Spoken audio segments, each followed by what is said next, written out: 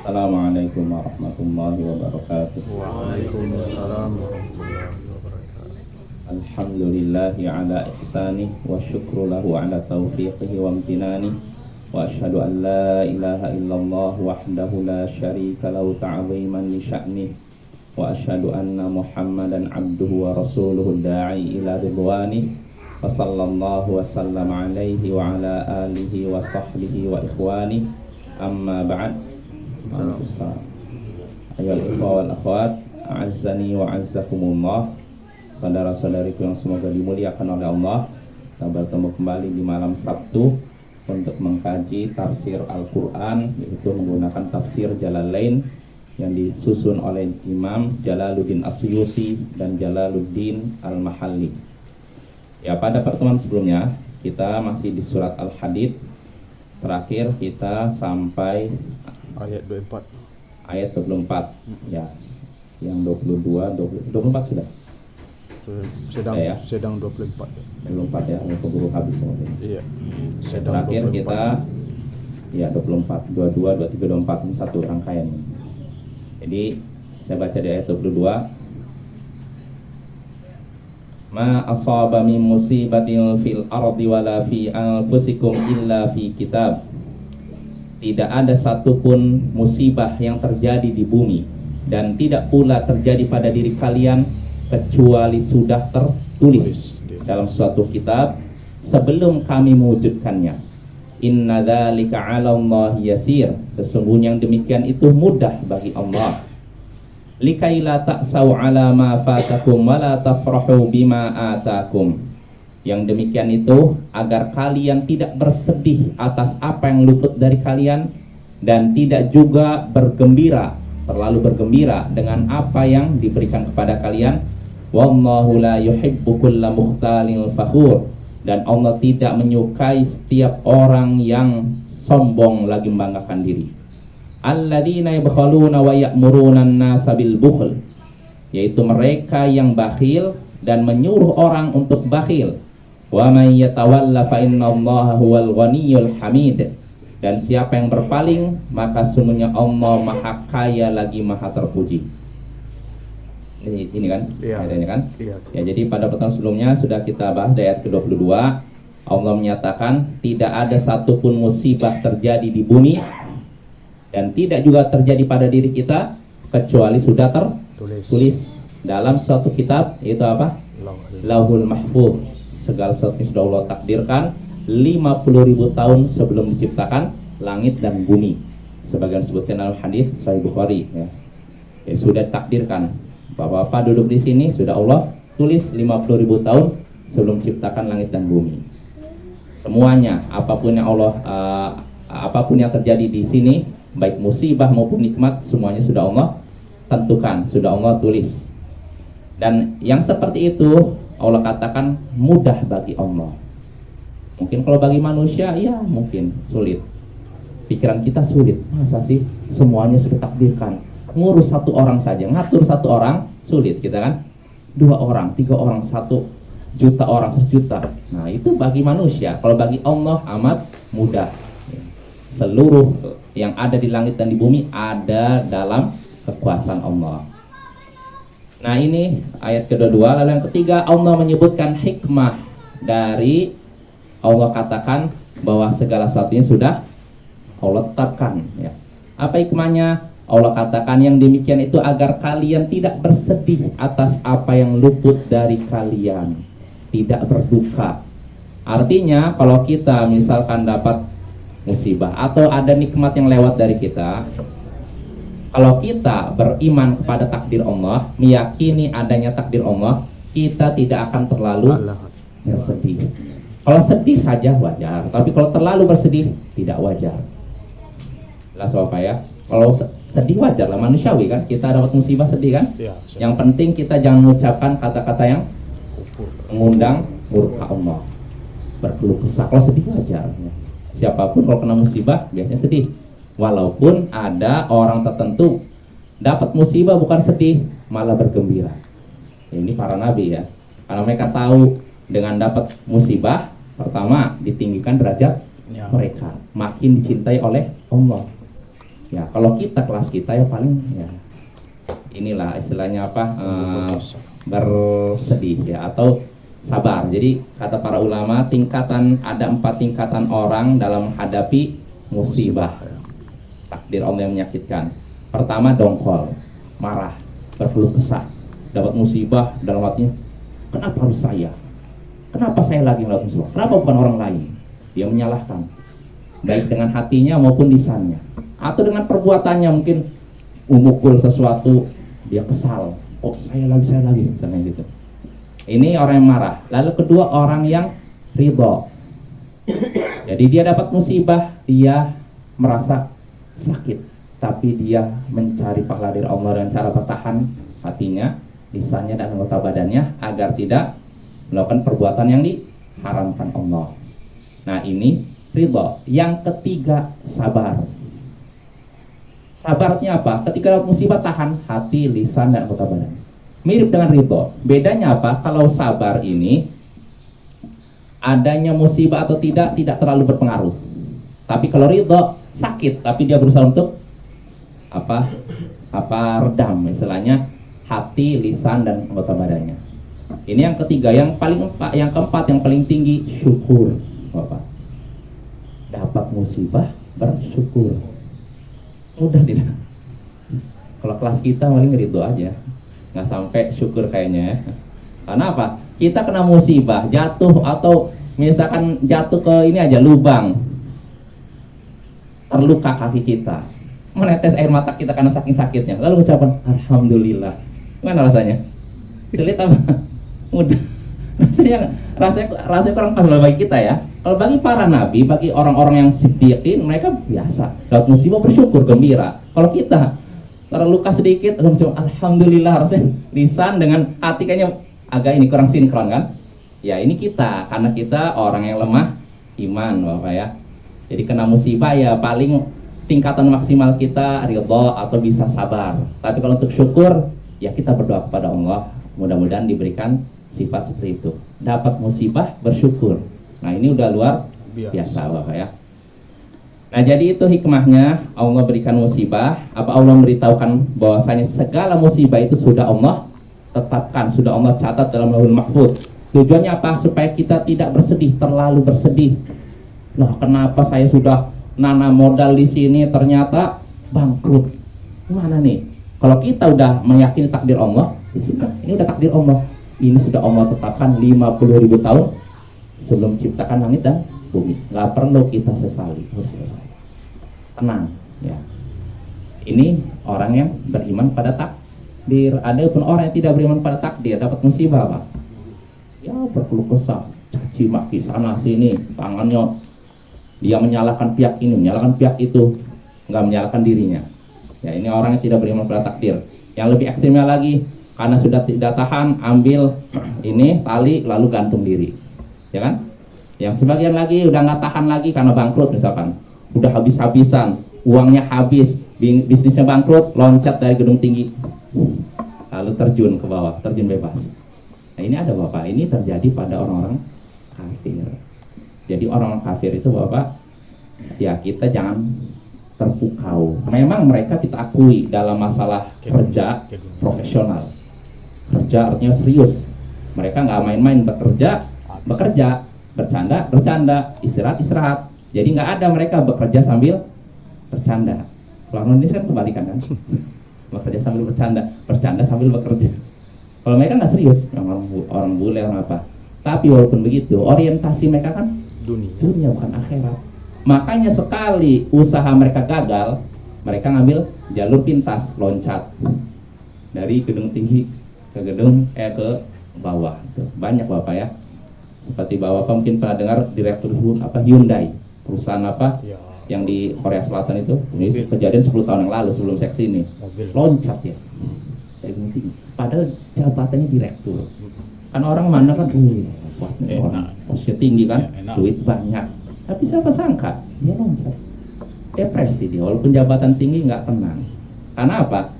Ya dia tidak beriman pada takdir Allah kan, nggak beriman kepada Allah juga, kafir kan. Makanya hidupnya nggak bahagia.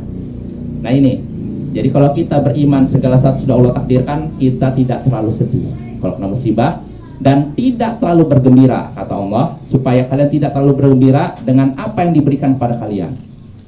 Karena orang yang tidak beriman pada takdir dapat nikmat, bagaimana biasanya? Gimana? Oh, angkuh. Gembira boleh, tapi yang nggak boleh itu sombong, bangga diri. Makanya di sini kata Imam Al-Mahalli, ketika Allah katakan, Allah mengabarkan tadi itu tentang segala sesuatu sudah Allah takdirkan, segala sesuatu telah Allah catat. Tujuannya supaya kalian tidak bersedih atas apa yang luput dari kalian dan tidak bergembira. Bergembira ini maksudnya apa? Farihabator, yaitu gembira yang mengandung unsur sombongan. Ya. Artinya yang kata Imam Mahali, bal fariha syukur, hendaknya kegembiraan yang sifatnya syukur ala ni'mah, atas nikmat Allah. Jadi bergembiranya bukan gembira karena saya hebat, tapi bergembira alhamdulillah, ini nikmat Allah. Nah itu ya, jadi tujuannya Allah kasih tahu tadi, segala sesuatu sudah Allah catat, telah Allah takdirkan dan telah Allah tuliskan dalam Lauhul Mahfuz, supaya kita tidak terlalu sedih dan tidak terlalu bergembira berlebihan ya. Wallahu la yuhibbu kulla mukhtalin fakhur. Kenapa kalau terlalu bergembira? Allah sebutkan setelahnya, dan Allah tidak menyukai setiap orang yang menyombongkan diri lagi banggakan diri. Orang yang sombong lagi banggakan diri. Orang yang sombong mutakabbirun bima utiya, dia merasa sombong, merasa besar dengan apa yang sudah diberikan. Fakhur bihi alan nas, dan dia membanggakan itu di hadapan orang lain. Nah ini sifat tercela ya. Jelas apa ya? Itu hikmah Allah sebutkan. Nah, segala satu sudah Allah catat dalam Lauhul Mahfuz ya. Lalu berikutnya kan Allah katakan Allah tidak menyukai setiap orang yang sombong lagi membanggakan diri. Siapa orang yang sombong lagi membanggakan diri? Siapa kira-kira? Allah sebutkan sifatnya pada ayat setelahnya. Alladzina yabkhulun, yaitu mereka yang bakhil. Bakhil artinya apa? Pelit, kikir, medit ya. Mereka yang pelit, wa ya'murunan nasa bil bukhul, dan menyuruh orang lain untuk pelit. Pelit saja udah sifat yang buruk ya. Orang punya sifat pelit, buruk atau tidak? Buruk kan, udah jelek sekali kan. Ini sudah punya sifat buruk, nyuruh orang lain punya sifat buruk. Ini buruknya kuadrat. Jadi parah ya. Kalau orang ngerasa dirinya, saya ini orang baik, tapi udahlah, yang penting keburukan untuk saya pribadi, saya nggak ngajak orang lain. Nah ini ringan Bapak. Tapi kalau dia udah buruk, ngajak orang lain berbuat buruk, nah ini dosanya bertingkat-tingkat Bapak ya. Maka jangan sampai. Makanya kenapa dosa orang, kenapa dai-dai yang ngajak kesesatan dosanya lebih besar daripada umatnya, daripada pengikutnya? Kenapa gitu? Dia dosa jariah, dia udah sesat dosa, plus ngajak orang lain sesat, dosanya bertumpuk-tumpuk, berlipat-lipat. Na'udzubillah min dzalik. Makanya Bapak, di antara kata para ulama, maksiat atau bid'ah atau apapun dianggap kecil. Bid'ah kan ada bid'ah besar, bid'ah kecil kan? Maksiat besar, maksiat kecil. Nah, bid'ah dianggap bid'ah kecil. Pertama diantaranya kata para ulama, syaratnya selama tidak dilakukan di tempat yang ramai. Kenapa? Kalau bid'ahnya di dalam rumah sendiri, nah ini dianggap kecil. Ini diantara syarat suatu bid'ah dikatakan kecil. Syaratnya ada berapa Bapak ya? Diantaranya tidak menganggap remeh bid'ah tersebut. Suatu bid'ah yang kecil, kalau seorang melakukannya istilahnya dalam keadaan tidak meremehkan, ini dianggap kecil. Tapi kalau yang kecil ini dianggap remeh, jadi besar. Jelas Bapak ya? Karena berarti dia seakan-akan nggak memandang Allah, menganggap Allah itu sesuatu yang nggak layak ini kan. Nah ini yang tadinya asalnya kecil jadi besar. Nah begitu pula kalau suatu bid'ah itu dilakukan di tempat ramai, dosanya lebih besar dibandingkan di tempat sepi, dia di dalam kamarnya sendiri. Kenapa? Karena ketika dia melakukan itu di depan halayak ramai, akan menginspirasi. Oh itu ya, begitu tuh benar. Apalagi orang soleh. Apalagi yang dianggap soleh, maka itu lebih bahaya lagi. Ya makanya Bapak, di antara syarat tobat orang yang pernah terjatuh dalam bid'ah, kan kata para ulama itu diumumkan. Seperti Imam Abul Hasan Asy'ari 40 tahun menjadi Mu'tazilah. Dia setelah itu tobat di hari Jumat dengan lepaskan pakaiannya. Saya tobat dari pemikiran Mu'tazilah sebagaimana saya mencopot pakaian ini. Diumumkan supaya orang tahu, oh dia berarti nggak lagi meyakini keyakinan yang lalu. Karena kalau tidak diumumkan, orang anggap dia masih seperti itu, berarti saya pun seperti itu. Tapi kalau udah diumumkan, ternyata orang yang dengar ini masih melakukan itunya, urusan dia dengan Allah. Dia udah lepas tanggung jawab. Kita apa ya? Dan ini juga seperti orang yang misalkan gini bermaksiat, misalkan buka aurat misalkan di depan halayak ramai. Ini dosanya beda dengan orang yang buka aurat di depan satu orang, iya nggak? Iya. Ya kan? Makanya artis-artis mereka ngumbar aurat dimasukkan ke dalam TV, video, ke Instagram itu dosa jari. Setiap ada orang laki-laki yang lihat, mereka kena dosanya. Jutaan penonton. Iya, apalagi followernya udah sampai jutaan. Berarti jutaan orang dia dapat dosa dari jutaan orang, itu ngalir dosanya. Walaupun dia tidur. Iya, walaupun dia udah tidur, walaupun dia sudah mati, akunnya masih ada. Foto-fotonya masih tersebar di dunia maya, di internet. Dosa masih ngalir. Kecuali kalau dia sudah mengumumkan, saya sudah bertobat dan saya mohon foto-foto saya yang zaman dahulu udah dihapus. Kalau masih ada yang lihat, saya tidak bertanggung jawab. Nah, itu udah. Mudah-mudahan kalau ada orang seperti itu, dosanya dimaafkan oleh Allah ya. Tapi kalau seorang dalam keadaan melakukan maksiat, meninggalkan jejak maksiat, dia tidak berusaha untuk melepaskan diri dari itu, malah membanggakan diri. Nah, ini hati-hati nih. Jadi Bapak, suatu dosa kecil ini dianggap kecil selama tidak meremehkan. Kalau sudah meremehkan, dosanya jadi besar. Makanya ada perkataan dari seorang ulama salaf, Bilal bin Sa'ad kalau nggak salah. Jadi katanya, jangan engkau la tanzur ila sighari maksiyah, walakin tanzur ila man asait. Jangan engkau melihat pada kecilnya maksiat, tapi lihatlah kepada Tuhan yang engkau durhakai. Jadi jangan engkau melihat kecilnya suatu kedurhakaan, suatu dosa, tapi lihatlah kepada Tuhan yang engkau durhakai. Ketika kita maksiat, kita kan durhaka kepada Allah kan? Iya. Ya nggak? Nah, jadi jangan kita lihat, oh dosa kecil, tapi lihat siapa yang kita langgar ini. Siapa perintah yang kita langgar? Siapa larangan yang kita langgar? Siapa? Allah kan? Maka lihat itu.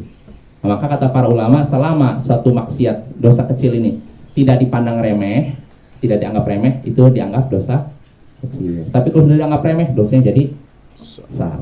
Nah, itu maksiat, bid'ah, begitu syirik. Syirik kecil, kalau syirik kecil udah jelas dosa besar kan ya. Udah dosa besar dianggap remeh, dosanya makin besar Bapak ya. Nah itu Bapak. Jadi kita kembali lagi, orang yang pelit ini sudah buruk. Ditambah lagi kalau dia nyuruh orang pelit, ya buruknya kuadrat, ya 2 kali lipat. Allah katakan tidak menyukai setiap orang yang sombong lagi membanggakan diri. Siapa mereka? Yaitu orang-orang yang pelit dan menyuruh orang lain untuk pelit. Yaitu orang yang pelit. Pelit apa? Bima yajibu alaihim. Pelit dalam hal yang diwajibkan atas mereka. Wa ya'muruna an-nasa bil bukhl, dan juga menyuruh orang lain untuk pelit. Lahum wa'idun syadid. Mereka akan dapatkan ancaman yang berat. Ya. Lalu Allah ancam mereka, wa may yatawalla fa innallaha wal ghaniyyul hamid. Siapa yang berpaling apa maksudnya di sini? Amma yajibu alaih, berpaling dari apa yang diwajibkan kepadanya, maka sungguhnya Allah maha kaya lagi maha terpuji. Artinya ini ancaman atau apa? Ancaman Bapak. Jadi ketika Allah kata siapa yang berpaling, maka sungguhnya Allah maha kaya. Ini maksudnya ancaman. Allah bukan sekedar memberitahu. Jadi kadang kita lihat konteks kalimat ini seperti apa? Apa maksudnya Allah ingin melarang, memberikan perintah, atau memuji, atau mencela? Kita bisa lihat konteksnya Bapak. Maka keliru sebagian orang, misalkan seperti orang-orang liberal ini kan, mereka nyomot satu ayat nggak lihat ayat yang lain, atau nyomot satu ayat menyimpulkan satu ayat tanpa lihat konteksnya. Contohnya, kata mereka nih, orang liberal kan berpendapat semua agama benar, semua agama akan mengantarkan ke surga. Surga itu tidak boleh dikapling untuk muslim saja. Surga itu luas, kenapa dikapling sesempit itu untuk satu agama? Atau mereka semuanya bisa masuk surga, semuanya menuju Tuhan yang sama. Terus kata mereka, silakan seorang mau muslim, seorang mau kafir silakan. Kenapa? Ada dalilnya. Dalilnya lihat dalam Al-Quran, dalam surat Al-Kahfi. Faman sya'a falyu'min wa man sya'a falyakfur. Siapa yang mau silakan beriman, siapa yang mau silakan kafir. Lihat tuh. Allah sendiri memberikan pilihan, kalau yang mau beriman silakan, mau kafir silakan.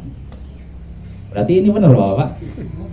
Boleh kita milih, milih iman, boleh kafir. Ini ayat Al-Quran loh, dalil mereka ayat Al-Quran. Gimana nih? Hah? Gimana Pak Sunardi? Boleh milih?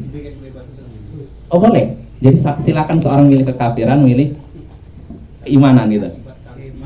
Hah? Berarti diberikan kebebasan seorang untuk kafir atau enggak? Ya Bapak ini. Allah sudah mengawali al-haqqu min rabbik kan. Iya. Bapak, ini kalau orang liberal tuh biasanya gitu, mereka nyomot ayat tidak lihat ayat setelahnya, ayat sebelumnya, dan tidak lihat konteksnya. Padahal Bapak, kalau kita baca ayatnya kan, siapa yang mau silakan dia beriman, siapa yang mau dia silakan kafir. Setelah itu Allah katakan inna a'tadna lidh-dhalimina nara. Sesungguhnya kami telah menyediakan bagi orang-orang zalim neraka. Jadi setelah Allah nyatakan yang mau beriman silakan, yang mau kafir silakan. Sesungguhnya kami sediakan neraka bagi orang zalim. Artinya tadi silakan beriman, silakan kafir. Ini maksudnya apa? Ancaman, bukan memberikan pilihan kepada kita, Bapak. Nah, tapi orang-orang liberal menggunakan itu tidak lihat ayat setelahnya. Nah, ini kebiasaan orang-orang sesat, Bapak. Mereka pakai satu ayat, tidak lihat ayat lain, atau pakai satu ayat tidak lihat kelanjutannya dan tidak lihat sebelumnya. Nah, Ahlus Sunnah nggak seperti itu. Ambil ayat secara utuh, tidak dipotong-potong. Jelas Bapak ya? Ya, contohnya seperti kita bahas misalkan orang Jahmiyah, Mu'tazilah ketika menolak sifat Allah. Mereka menggunakan dalam surat Asy-Syura itu laisa kamitsli syai'. Tidak ada yang satu pun yang serupa dengan Allah. Lihat tuh. Berarti kalau Allah punya sifat ini serupa dengan makhluk, maka Allah nggak punya sifat. Karena tidak ada satu pun yang serupa dengan Allah. Benar ayatnya ini, dalil mereka. Betul, iya. Ayat dalam Al-Qurannya benar, tapi kan sambungannya apa? Iya, mereka pakai ayat itu nggak lihat setelahnya, kan setelahnya wa huwas samiul basir, dan dia Allah maha mendengar lagi maha melihat. Berarti Allah punya sifat dengar dan lihat kan? Nah itulah orang Mu'tazilah pakainya potongan ayat itu dan tidak lihat ayat setelahnya. Nah ini kebiasaan mereka, motong-motong ayat, tidak dibaca sempurna, atau dia mengambil ayat tidak lihat ayat yang lain. Nah kita nggak seperti itu ya. Jadi Ahlus Sunnah membaca Al-Quran itu secara utuh, tidak dipotong-potong dan lihat konteksnya. Ya. Seperti tadi contohnya, silakan yang mau silakan beriman, yang mau silakan kafir. Sampai sini aja orang liberal, nggak dilanjutkan ayat setelahnya. Ya, padahal ayat setelahnya berupa ancaman ya. Iya, itu maksudnya kayak gitu. Kan mereka nggak mau lihat itu. Ya kita lanjut. Jadi Allah katakan siapa yang berpaling maka sungguhnya Allah maha kaya lagi maha terpuji. Ini maksudnya apa? Apakah Allah sedang memberitahu Allah saya itu maha kaya maha terpuji? Maksudnya apa? Ancaman. Siapa yang berpaling sesungguhnya Allah maha kaya lagi maha terpuji. Maksudnya Allah tidak membutuhkan selainnya dan Allah maha terpuji bagi wali-walinya. Artinya apa? Kedurhakaan hamba tidak akan membahayakan Allah. Nah gitu. Jadi kalaupun semua orang di muka bumi durhaka, maksiat, kafir, nggak akan mengurangi kemuliaan Allah. Nah itu ancaman Bapak ya. Jadi kita harus memahami ayat Al-Quran dengan pemahaman yang utuh, tidak dipotong-potong. Nah itu kebiasaan orang-orang sesat itu Bapak ya. Nah itu 3 ayat yang kita bahas, ayat 22 sampai ayat berapa? 24. Iya, 22 sampai 24. Ada beberapa faedah yang bisa kita petik dari ayat tersebut. Di antaranya, segala sesuatu sudah Allah tetapkan, takdirkan, Allah catat dalam Lauhul Mahfuz. Ya, segala sesuatu, baik sesuatu yang menyakitkan maupun sesuatu yang menyenangkan. Kalau dalam ayat ini memang disebutkan musibah, betul? Ya, cuman kan kata Imam Al-Mahali setelahnya an-na'ma kadzalik, begitu juga nikmat. Segala nikmat sudah Allah tetapkan. Ya. Ini faedah pertama.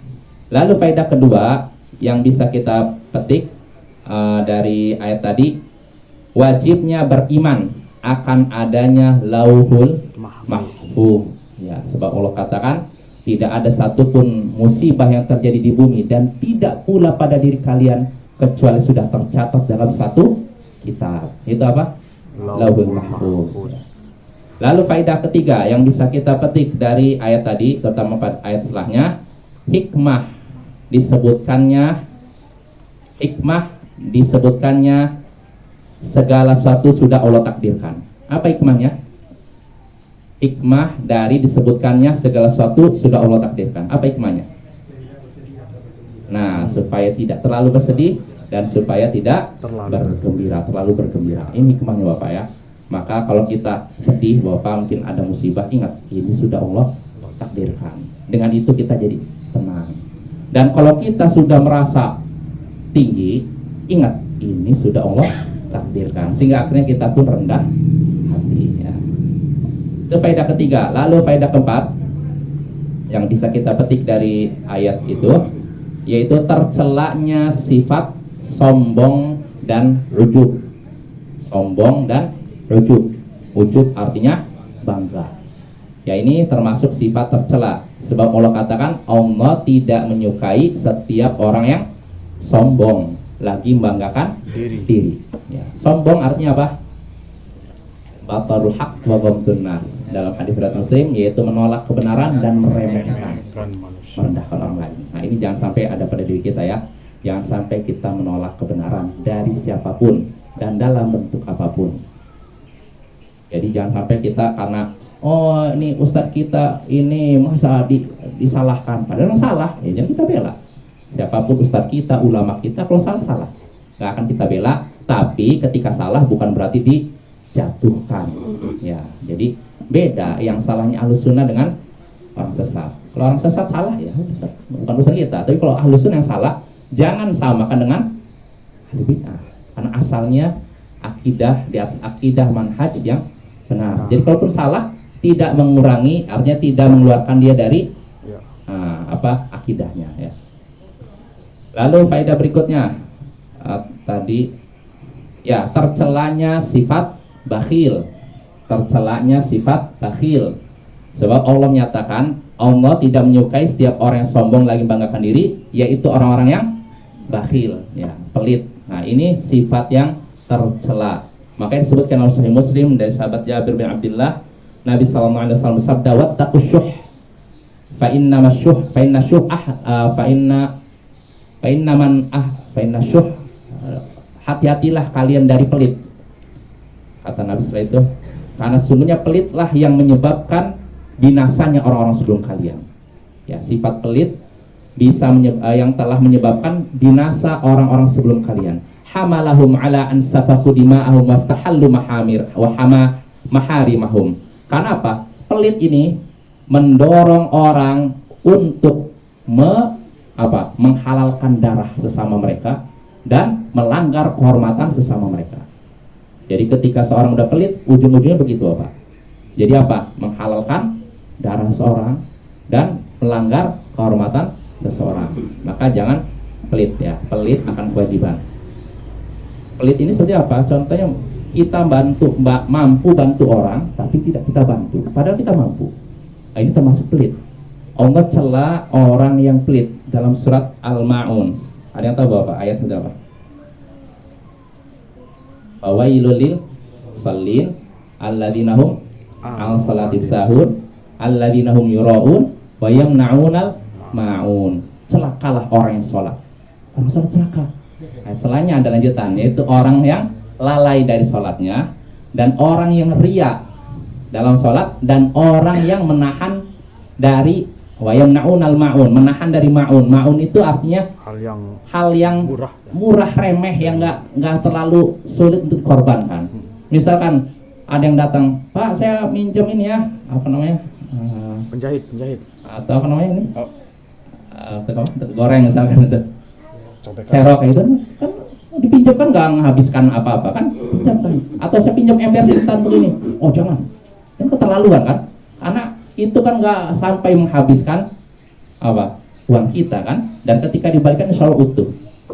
Ya, artinya barang-barang yang remeh tapi tidak mau dipinjamkan. Nah, ini tercela. Allah katakan wa yamna'unal ma'un.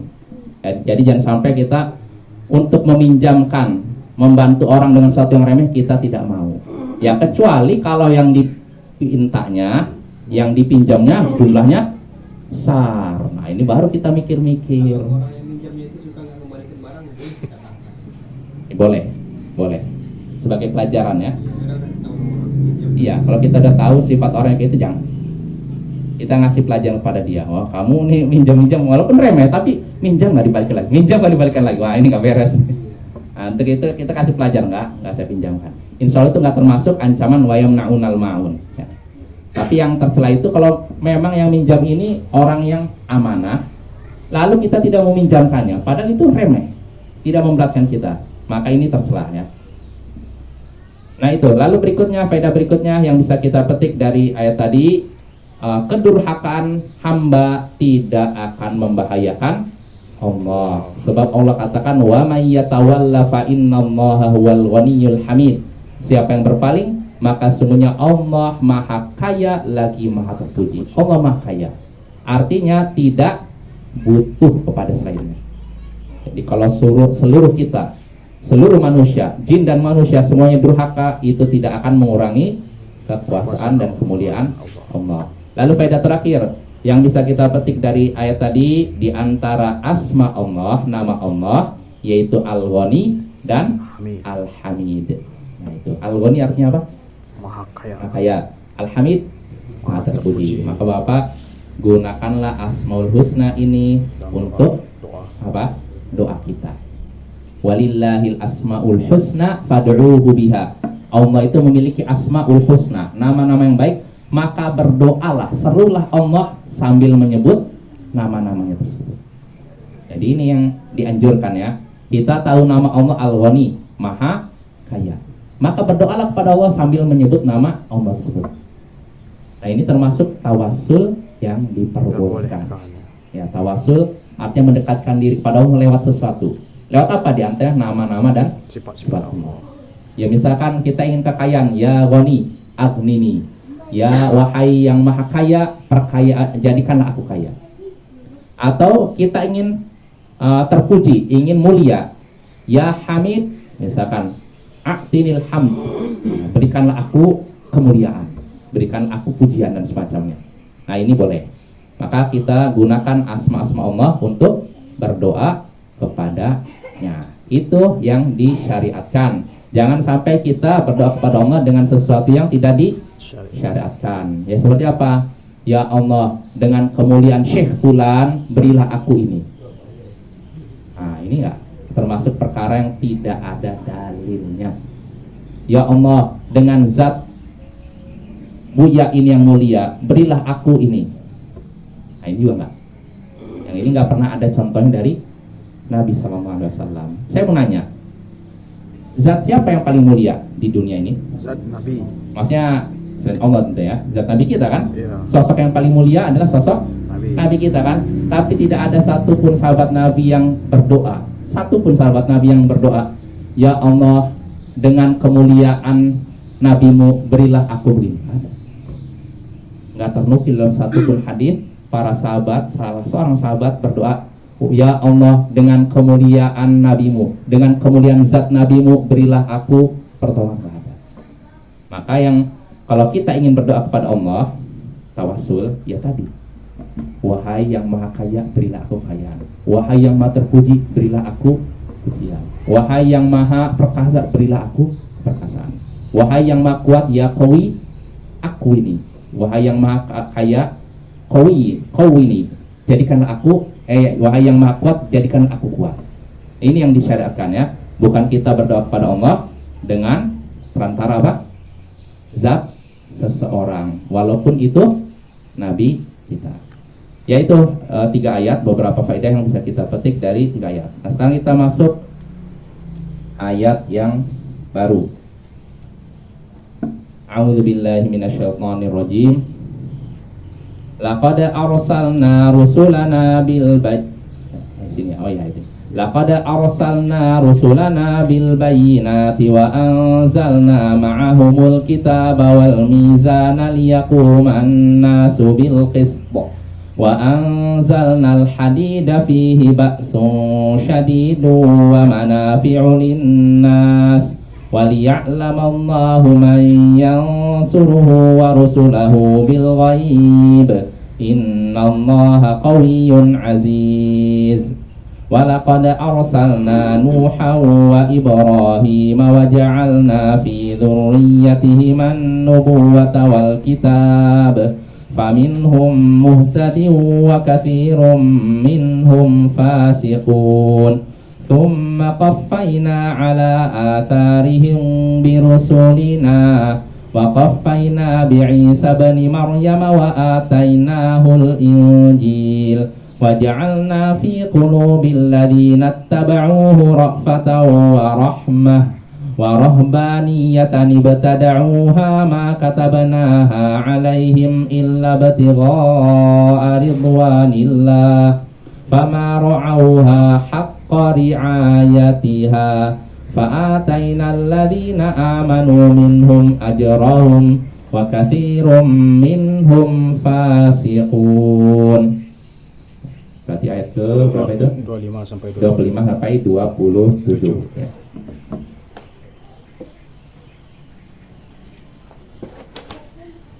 Kita bahas Bapak ayat 25 sampai 27. Laqad arsalna rusulana bil bayyinat. Sungguh telah kami utus rasul-rasul kami dengan membawa keterangan yang nyata. Wa anzalna ma'ahumul kitaba wal mizana liyaquman nasu bil qist. Dan kami turunkan bersama mereka Alkitab dan neraca agar manusia menegakkan keadilan. Wa anzalnal hadida fihi ba'sun syadid. Dan kami turunkan besi yang di dalamnya ada kekuatan, wa manafi'u linnas, dan juga ada manfaat bagi manusia, wa liya'lamallahu man yansuruhu wa rusulahu bil ghaib, dan agar Allah mengetahui siapa yang menolongnya dan rasul-rasulnya dalam keadaan tidak ada, dalam keadaan gaib. Innallaha qawiyyun aziz. Sesungguhnya Allah Maha kuat lagi Maha perkasa. Tadi agar Allah mengetahui siapa yang menolongnya dan rasulnya bil ghaib, dalam keadaan tidak ada. Kalau Al-Quran apa terjemahan itu? agamanya. Bil ghaib maksudnya biar enaknya terjemahannya. Tidak dilihatnya. Dalam keadaan tidak terlihat gitu maksudnya. Agar Allah mengetahui siapa yang menolongnya dan menolong rasulnya dalam keadaan tidak terlihat gitu. Ya, walaupun tidak dilihat, sesungguhnya Allah Maha kuat lagi Maha perkasa. Nah, kita bahas Bapak. Di sini Allah katakan, sungguh telah kami utus rasul-rasul kami dengan bukti, dengan Bukti yang nyata, keterangan yang nyata. Telah kami utus rasul-rasul kami. Siapa yang dimaksud rasul? Rasul-rasul kami. Di sini kalau Imam Al-Mahalli mengatakan al-malaika, yaitu para malaikat. Loh, kok rasul para malaikat? Karena rasul itu Bapak secara bahasanya apa? Utusan. Dan malaikat ini utusan kan? Ya. Utusan Allah kan kepada para Nabi. rasul, para nabi kan? Nah itu. Makanya kata Imam Al-Mahalli, maksudnya apa ini? Para rasul ini para malaikat yang diutus kepada para nabi. Sungguh telah kami utus para rasul, yaitu para malaikat, kepada para nabi bil bayyinat, dengan membawa keterangan yang nyata. Kalau itu terjemahannya apa? Bayyinat. Bukti yang nyata ya. Keterangan yang nyata maksudnya apa? Bil hujjajil qawati', dengan hujjah, argumen yang tegas ya. Artinya argumen yang tidak ada lagi bantahan. Nah, yang ini bantahan yang istilahnya apa? Gak bisa lagi ini dibantah istilahnya itu. Jelas gitu, tegas. Wa anzalna ma'ahumul kitab, dan kami turunkan bersama mereka Alkitab, yaitu kitab. Maksud kitab di sini kata Imam Al-Mahalli bimaknal kutub, maknanya kitab-kitab. Artinya bukan cuma satu kitab, tapi banyak kitab ya. Kitab apa saja maksudnya? Ya, Taurat, Zabur, Injil, Al-Quran ya. Dan Allah juga turunkan mizan, neraca, maksudnya al-adal, keadilan, liyaquman nasu bil qist, supaya manusia menegakkan keadilan. Jadi ini Allah sudah menyebutkan, pertama dia mengutus para malaikat kepada para nabi membawa apa? Bukti-bukti, keterangan yang nyata ya. Lalu Allah turunkan kitab dan juga neraca keadilan agar manusia bisa menegakkan keadilan. Lalu Allah katakan wa anzalnal hadid, dan kami turunkan Besi. besi. Maksudnya apa? Akhrajnahu minal ma'adin, kami keluarkan besi dari pertambangan, tempat-tempat penambangan, ya. Fi apa? Tapi perkataan turunnya itu menurut ilmuwan itu udah pas, karena besi itu nggak berasal dari bumi, besi itu berasal dari langit. Oh, masya Allah. Wah, Tuhan, ini faidah nih, Bapak. Gitu ya? Iya. Menurut ilmuwan gitu ya? Iya, karena pas sekali Allah gunakan kata turun itu, kata ilmuwan itu besi itu nggak bisa diciptakan apa, nggak terbentuk dari bumi, tapi mau datang dari langit gitu. Oh, berarti dari hujan itu? Meteor. Dari meteor. Meteor. Masya Allah. Jadi Banyak meteor. ilmuwan yang masuk Islam yang Oh, lain. faidah. Wow. Baru tahu kan nanti saya. Iya, Ya, Meteor. faidah nih. turun itu masya Allah. Meteor jutaan tahun lalu Betul, betul. hantam bumi. Iya ya. Ini nggak terpikirkan selama ini. Saya juga nggak ini. Sekedar lewat aja. Kami turunkan besi. Ya kalau kita bilang turun ya. Oh iya ya. Kemudian nomor surahnya juga di unsur periodik di sekolah itu memang pas dengan unsur atomnya itu. Oh itu. Nomor 25. Al-Hadid itu. Hmm. Masya Allah luar biasa.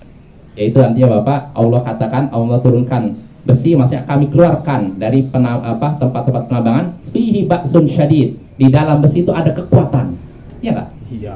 Ya, yuqatalu bihi, yaitu bisa digunakan untuk perang, ya nggak? Ya. Karena besi ini dibentuk jadi pedang atau mungkin senapan, ya kan? Pistol, ya kan? Pesawat. Nah itu diantaranya wa manafi'ul linnas, dan juga Manfaat. manfaat untuk manusia. Jadi bisa untuk perang dan manfaat lainnya. Apa manfaat besi? Cangkul. Alat anu. Iya, untuk ini, untuk apa, mobil, dan masih banyak lagi. Jadi Ya, ini salah satu nikmat Allah ya yang harus kita syukuri. Lalu Allah katakan, jadi setelah itu Allah katakan, dan agar Allah tahu siapa yang menolongnya dan menolong Rasulnya dalam keadaan tidak tampak bagi mereka. Agar Allah tahu. Nah ini mungkin sebagian orang, agar Allah tahu, dan Allah tidak tahu. Nah ini perlu kita, makanya perlu kita pahami penjelasan para ulama. Nggak mungkin Allah tidak tahu. Sama nipu Allah. Iya, kan kita sudah meyakini, bahkan katanya termasuk sifat 20 alim kan. Iya, Allah Maha tahu kan. Ya, kalau kita menyatakan Allah tidak tahu, ini sama saja kita menyatakan Allah serupa dengan makhluk, dan itu kafir Bapak ya. Iyalah. Kalau ada yang meyakini, makanya kenapa para ulama menyatakan sekte Qadariyah itu Kafiran. kafir? Karena mereka menyatakan Allah tidak tahu perbuatan hamba kecuali setelah terjadi. Pas terjadi. Ada yang bilang pas terjadi. Terjadi ya. Artinya sebelumnya Allah tidak tahu, setelah terjadi baru tahu. Oh, si hamba misalkan ternyata pergi ke sini. Oh, si hamba masuk ke rumah, si hamba jatuh. Jadi seakan-akan Allah tidak tahu, menyatakan Allah tidak tahu. Ini sama saja. Iya, ini makanya para ulama menyatakan sekte Qadariyah yang seperti ini ekstrim, ini kafir, keluar dari Islam. Karena menyatakan Allah, kalau lawannya tidak tahu apa?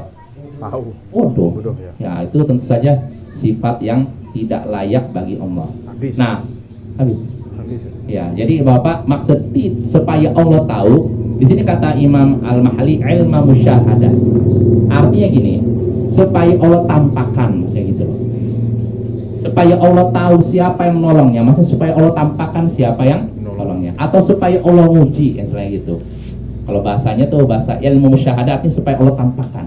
Nih, siapa yang menolong Allah, siapa yang menolong Rasulnya, supaya Allah tampakkan. Kita coba ya. Ya insya Allah ini akan kita bahas lagi lebih dalam lagi pada pertemuan berikutnya. Subhanakallahumma wa bihamdika asyhadu an la ilaha illa anta astaghfiruka wa atubu ilaik. Assalamualaikum warahmatullahi wabarakatuh. Waalaikumsalam.